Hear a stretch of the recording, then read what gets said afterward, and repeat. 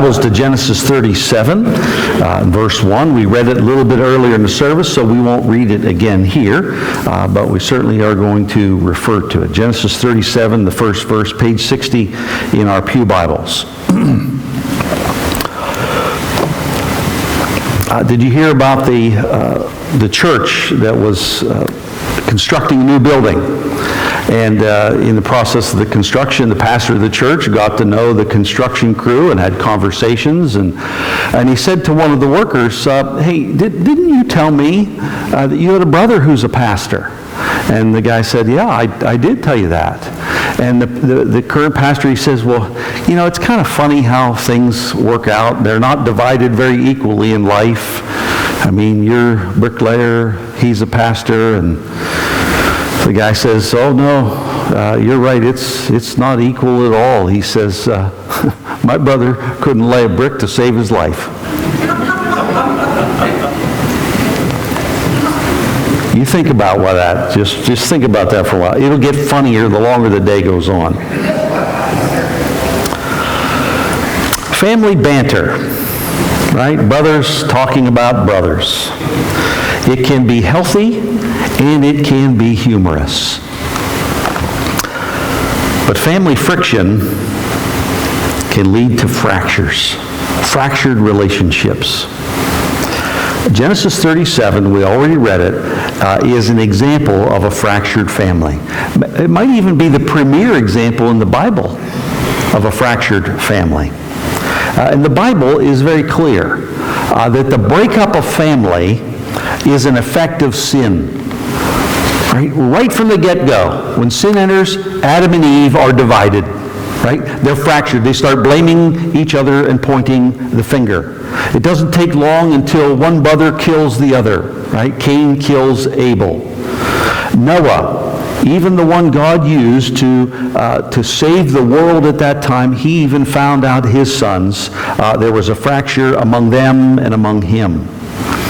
Abraham had a fractured family.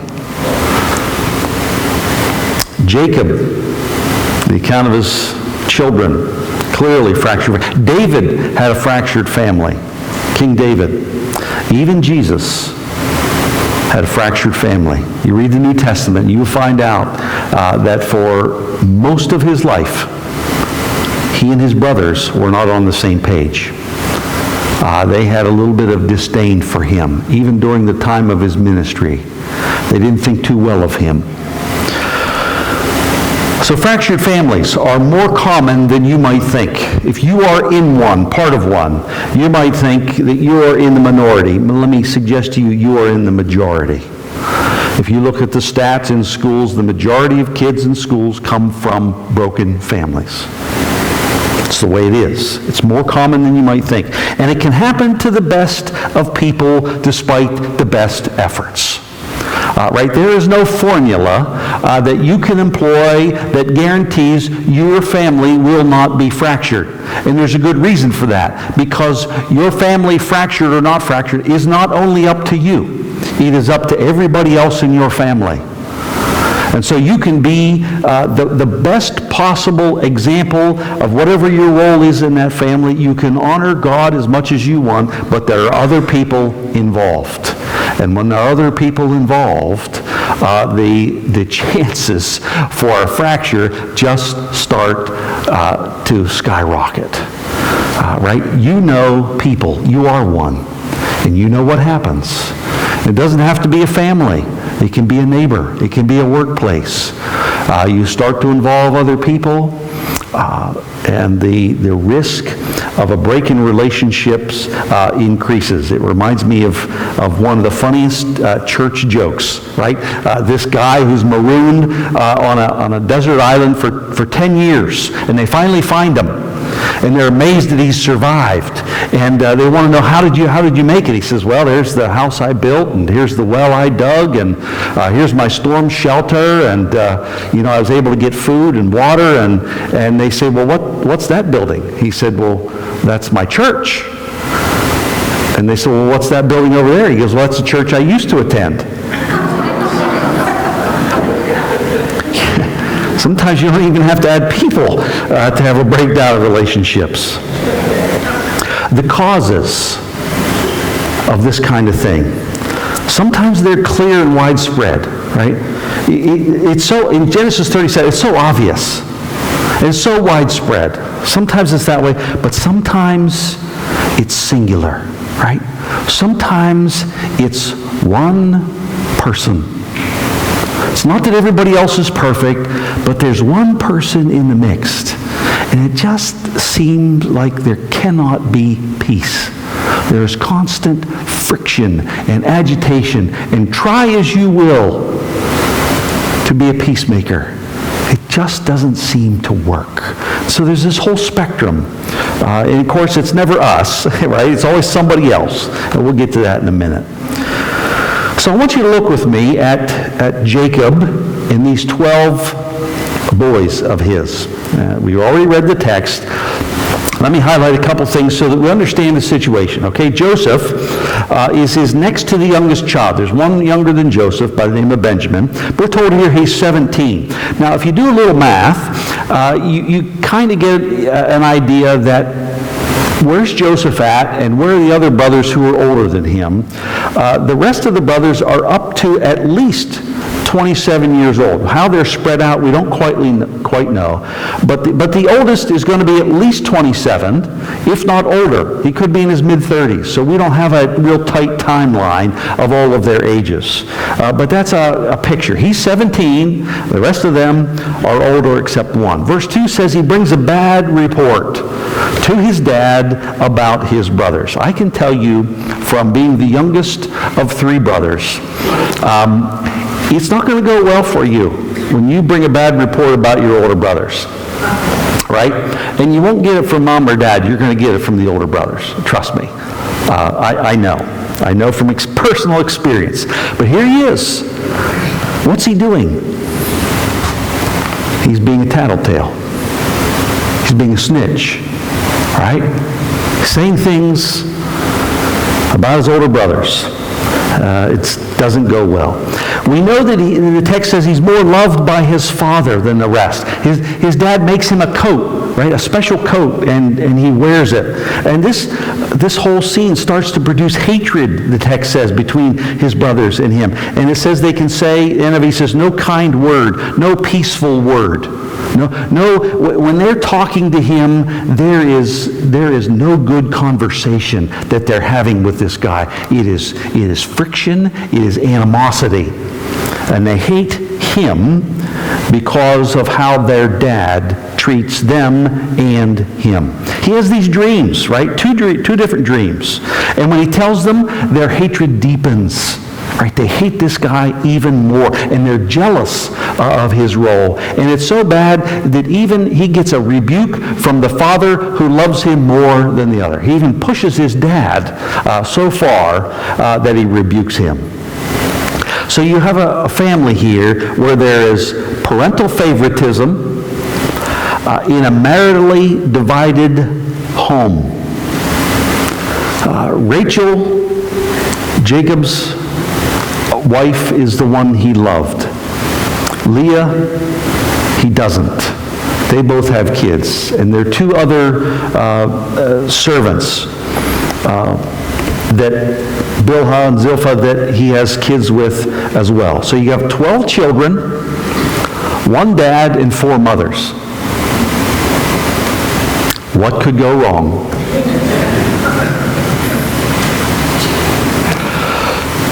If you ever needed an argument for monogamy, Genesis 37. It's hard to find a text in the Bible where multiple wives goes well. But that's the situation. Now, the brothers and Joseph, they got the message. Right? They got Jacob's message. Yeah, it was very clear. You love him more than us. And Joseph gets the message. Right? He wears the coat. Right? Knife right in the back of the brothers. They get the message. This report, the wearing of the coat, the dreams, it just escalates the fracture. Starts off with parental favoritism, okay? Most people, you can survive parental favoritism. But this just starts to deepen and deepen with every turn of events. We want to ask some questions here about this family, about the actions and the reactions, and then we want to try to apply the truth. So from here on out, I realize you might be in a sensitive family situation, and my intent is to in no way inflame that, and to no way apply blame to anybody. But if you find this hard to hear, if this causes discomfort in you, would you allow God to walk you through what to do? Right? Just give that to Him, okay, as we look at this real life situation. So, here's Jacob, the dad. Some questions for dads in particular. Do you have to single out one from the others? Right? Do you have to single out Joseph over the others? You may love him more, you may like him more, but do you have to outwardly do it? Do you have to make the kid a coat? Why can't you make 12 coats? Why? Why is it? Why can you not treat your own children as best as possible? Now, you could say, well, maybe he didn't know any better. Wrong. He knows better, because he comes from this kind of situation. What do we know about his situation? He knows the effect. His mom liked him, and his dad liked his brother Esau, right? Remember who Jacob is. He's a twin. Now, if there's ever a situation to treat two as close as possible, that's it. And it didn't happen. And he grew up in it, and he knows what it is to be favored by one or the other, and it cost him 20 years of his life running away from home. He gets no pass from you or from me or from anybody else. Maybe he just didn't know better. No, he lived it. And he turned around and he repeated it. There's something about the human condition. And the Bible says the sins of the fathers get visited on the children, right? We are establishing patterns that spill over into the life of our kids. And it's important when we're people like Jacob that we do not repeat the sins of our fathers. But that's what he does. And he has an effect upon his family, and they all get it. How about Joseph? Right? Joseph is often looked at as an innocent in this text, and I don't think there's any way, shape, or form he can be innocent, because none of us are righteous, not one. So some questions. Do you have to report to your parents every bad thing your brothers do? And why do you? I know why I did. I know exactly why I did.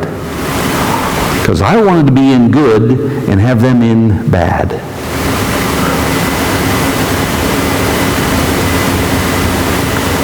Do you have to do it, and why? Do you have to tell your dreams? Okay, so God gave you a dream. Good for you. Did it ever occur to you that maybe that dream is just for you? Maybe that dream you're supposed to hold for yourself, because what's coming down the road, you're going to need to remember that God spoke to you in a dream years ago to give you hope. Maybe not to tell other people and exalt yourself. Did God prompt you to share that dream? It sure doesn't look that way with the brothers and with the parents. And do you have to wear the coat? Right? Do you have to wear the coat? Couldn't you hang it up somewhere so that every time you see it, you'll know Dad loves you? Or do you have to demonstrate that he loves me more than you? Ha ha ha. How about the brothers? Do you have to have a hateful response to your annoying little brother? Do you have to? Why? Why can't you say, you know what? Dad's not perfect. We're not perfect. Dad's not perfect. Okay? Joseph, he's 17 years old, right? He doesn't know. He doesn't know. He's not lived long enough. He doesn't know. Why can't this just be a non-issue on the response of the brothers? Well, it can't. The response is hatred. You know, in a family of 12, it is impossible to have equal treatment of 12 children. You can't even treat 2 children equally. Now, if you have kids, you know what I'm talking about. And if you don't believe me, let me tell you. It is impossible with 2. Here's why. Because you don't have the 2, or however many you have, all at the same time in equal circumstances. When you have your first one, that is a rookie experience, if there ever is one. There's no preparation. I don't care how many books you read. You're out there on your own. You've never done this before. And there are things that you do not know how to prepare for. And then the second one comes along, well, you got some experience. And so, of course, you're going to treat them differently. And chances are, when the second one comes along, you probably have a little more money. And you just might buy something for the second one that you didn't for the first one, not because you love them more, you just didn't have it. And so you might get a better pair of sneakers for the second one. And you know, rules, circumstances change. You get older and wiser. It reminds me of another great joke. When your first child drops their pacifier, you take it and you boil it in water and you clean it up and you give it back to them. When your second child drops a pacifier, you pick it up, you kind of wipe it off and give it back to them. When your third child drops their pacifier, you let the dog lick it off and you shove it back in. It just changes, right? You change, and your kids change, and you know more. And sometimes you realize when the other ones come along, they don't have to be in bed at 6:30 at night. Maybe bedtime changes. Right? So this idea of equality and equity is a joke. It's a joke in families. It's a joke in culture and society. It is impossible. It is impossible to achieve, and you can't do it in a family. And I realize that Joseph gets better treatment than the others, but you know what? That's the way it is. And at some place along the way, you just got to say, you know what? I can't do anything about that. And sometimes it leaves us and them, I think, feeling unloved. But that doesn't mean the response to not being loved is hatred. Why can't it just be grief? Why can't the text say, this saddened Jacob's children? No. They take it out on Joseph. You know, why don't they have a sit-down powwow with that? Anyway, that's another sermon.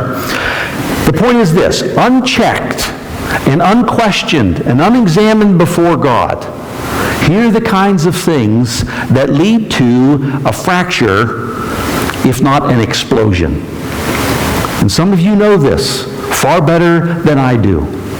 Sadly, some of you have probably lived through family explosions because of things like this. So, what do we walk away from here? What do we do with this? That's an examination of the text. What do we do now? Well, the first thing, and almost always the first thing, is have I evaluated me?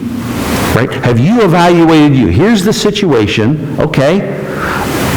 Have you evaluated you? Have you looked at the words you have said?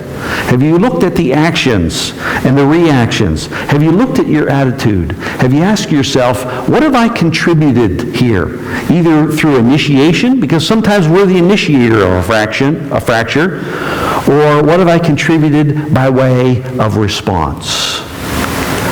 And clearly, Jacob and Joseph are contributing some things, and the brothers are contributing some things through response. And so I have to step back and I have to ask myself, okay, here's the fracture. God, what have I done? Or what haven't I done that has added to the brokenness, that has added to the division? Now that's a hard question to have answered. It's a hard question to have God show you something that you've done. And most often when we say, well, what have you done? We always have well, but, do you know what they did? Well, but, yeah, I did this because of, that's what we do. And you can always find, a self-justifying excuse for your behavior. I can always find one. I can always find a reason why what I do or say is right. Always. That doesn't mean it's right? I can find a self-justifying excuse. So what we want is to find our own role. We know what other people have done. We know what they've said. We don't always know ourselves. We don't always see ourselves in the midst of conflict. And we ask God, we come before Him and say, Lord, show me.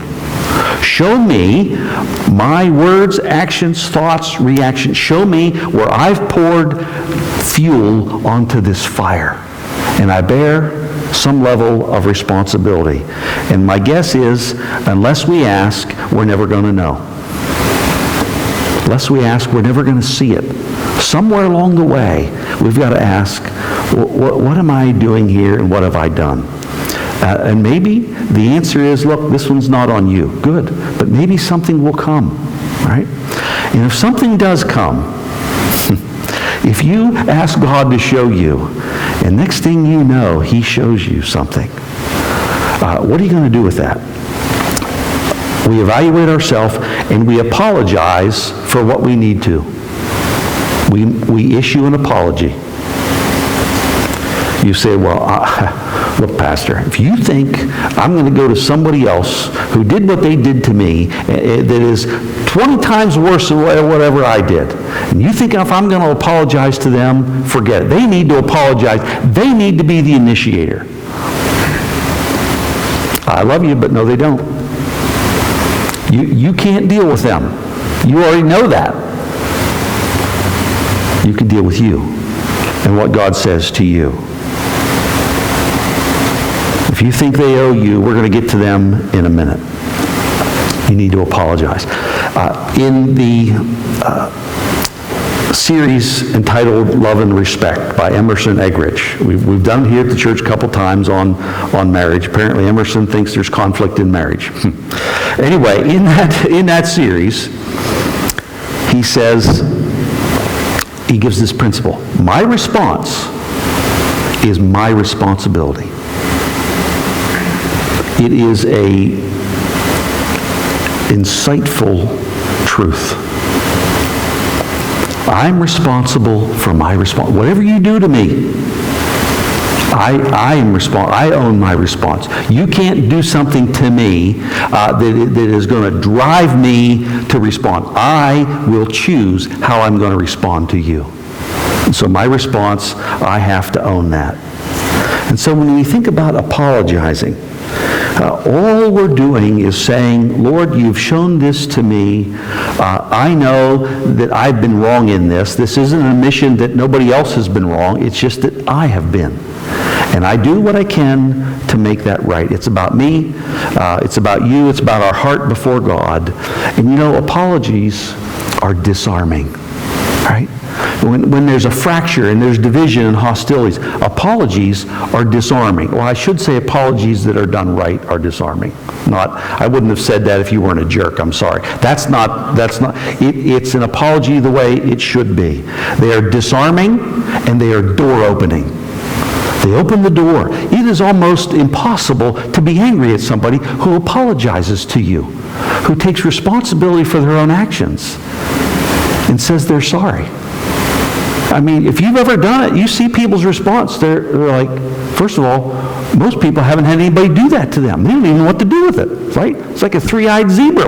I don't know what to do. Somebody just apologized to me. It's never happened in the universe. It's disarming. It opens the door, right? Cracks the door open for restoration and healing. An apology at its heart is also repentance.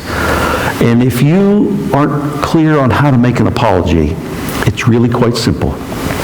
Whatever it is you've done, you just say, I'm sorry for, and you put a period at the end of the sentence. And you take your lower lip and press it against your upper lip.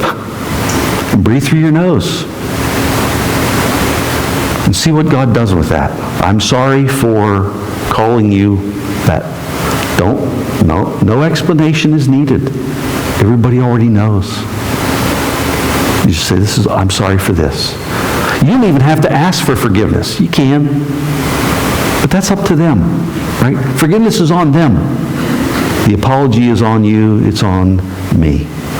So, I evaluate me. Jacob needs to evaluate himself. Joseph needs to. The brothers need to. There's apologies that need to be made. You say, well, what about the other people? What about these people who have done things and said things to me or other members of my family? What about them? Here's what we do with them. We surrender them to God. Right? We turn them over to Him. We surrender them to God and other people's response in these situations. We turn them over. You see, if my response is my responsibility, their response isn't. It's theirs. Right? And so I don't really have to worry. If I come to you and I apologize to you for something that I've done, I don't really have to be concerned with how you respond to that. I'd like you to respond positively. But you know what? This is between you and God. If you will be a person of forgiveness and reconciliation, great. If you won't, I don't know what else to do. I've opened the door. I've owned me. You have to own you. I say it again. If my response is my responsibility, other people's responses are not. And there are times I have to leave other people, I have to leave situations, I just have to leave them with God. Right? I can't do anything about it. I can't step in and tell them 47 reasons why they're wrong and 3 things to do to fix it. No. Can't do it. I will get responded to like Joseph when he shares his dreams. No, can't do it. We leave other people and other situations, we leave with God. If there's forgiveness, we can move forward. But sometimes there isn't. Sometimes an apology, the best effort from a righteous individual to do what's right and know their response, it gets met with disdain. And so I have no guarantee that if I apologize, it's going to be met with forgiveness. I would like it to be. But I leave them and their response up to God. And if it brings further problems, I can't help them. You can't help other people. You can only deal with you before God. And so we only do what God leads us to, and we leave the rest to Him. It might be tempting to want to go further. It might be tempting to say, you know, I want to meet with you. Well, if God is driving you that way, that's fine. But I remind you of the parable of the prodigal son. And the son says, I want to take off. And the father says, okay. Doesn't chase him down. He's ready to welcome him back. Right? And when the apology is given, right, disarmament happens, the door opens, and there's reconciliation. But he doesn't chase them down. Sometimes you don't have to chase people down because God's chasing them. The Spirit of God is after them. And sometimes an act of an apology, an act of grace and kindness and Christ-likeness from somebody they can't stand will fester in their heart, and God will use that. God will expose to them what right really is. And God has to break down their heart. Just like He broke down yours when He showed you what your role was, and you were humble enough to apologize to somebody who never apologized to you. God uses these kinds of things. So sometimes we just surrender to God other people, other situations. We've done what God's asked us to do, and we leave it with Him. Let me suggest one other thing, as this text, I think, points out, is this. Have I surrendered to the work of the Holy Spirit in my heart and in my attitude? Have I done that? Galatians 5.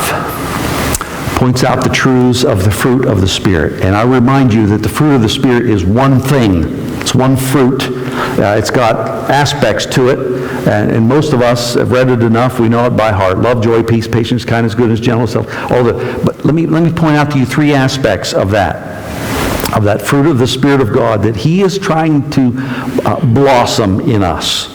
Patience is one of them. The other one is meekness, or often gets translated gentleness. Meekness is, as the saying goes, it's not weakness, it's power under control. It's when you could do something to somebody else, but you don't. When you could carry out judgment and justice, but you extend grace and mercy. Right? Jesus is meek. He goes to the cross. He could hold everybody involved accountable. He doesn't have to do it at all, but he goes anyway. He lets them crucify him. That's meekness. Sometimes in fractured families, we're in a position of power, and we don't exercise it. We let God work. We step back and we leave this to Him. Patiently, meekness. And the other one is self-control. Self-control. Right?